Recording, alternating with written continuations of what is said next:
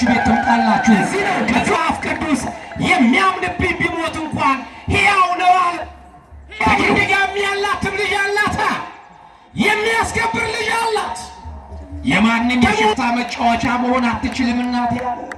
የማንም ትዕቢተኛ መዘባበቻ አትሆንም። አልዓዛር ተነስ ብሎ እየቀሰቀሰ ጌታችን መድኃኒታችን ኢየሱስ ክርስቶስ እናቱን ማስነሳት ያቅተዋል።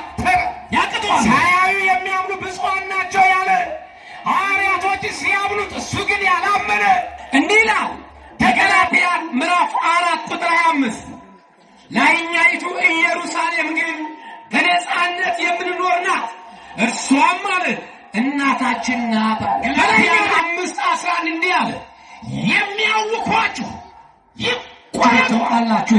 ቅዱስ ኤፍሬም በማረከች በወርቅ መስቀሏ የእያንዳንዳችሁ ዋጋችሁን ሕይወታችሁን እሷ ተቀበላችሁ።